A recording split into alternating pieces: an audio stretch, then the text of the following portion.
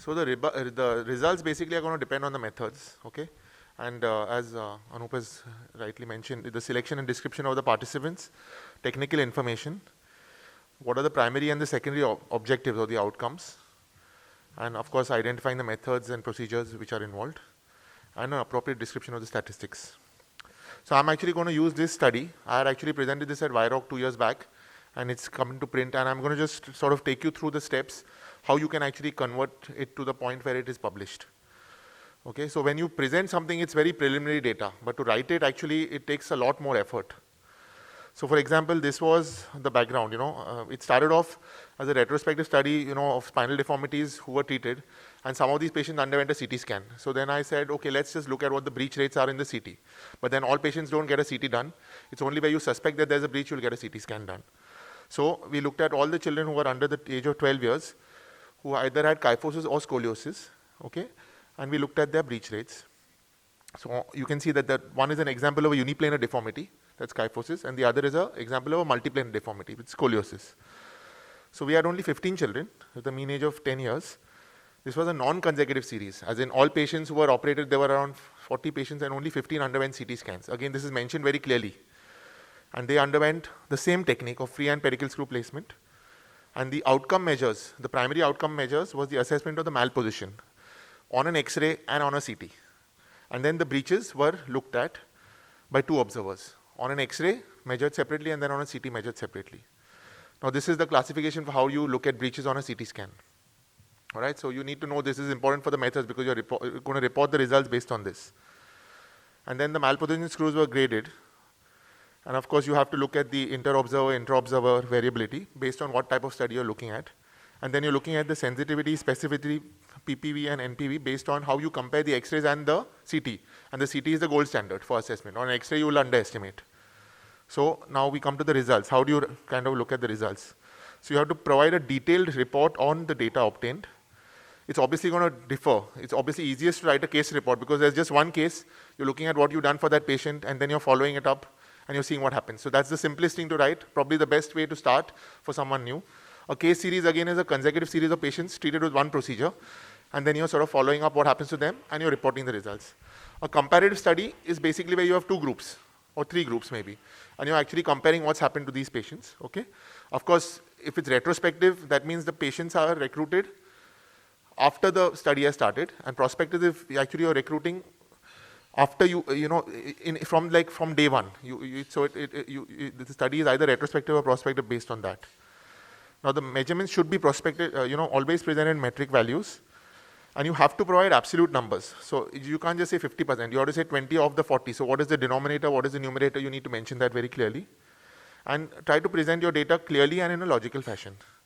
Statistical results, very important. You have to provide the means. So the descriptive statistics, the mean, the standard deviation, always provide the range, medians and IQRs. Okay, so this is the descriptive statistics, what we call. You have to quantify the findings, present them with appropriate indicators. Always you present with confidence intervals, etc.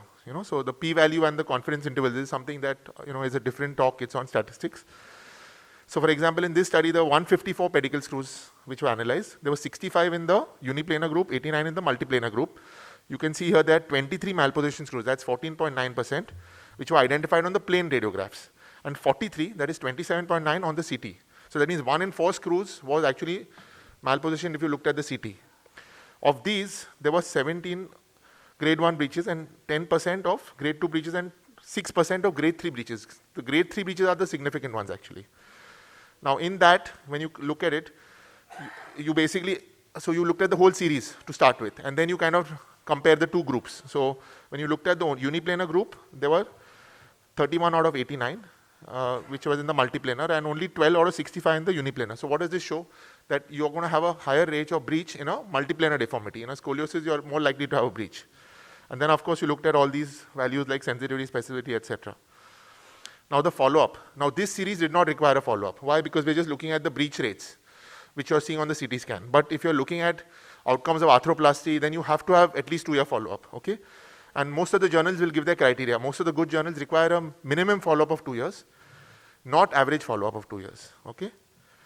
And if the follow-up is shorter, then you have to provide scientific evidence to say that why I don't require more follow-up.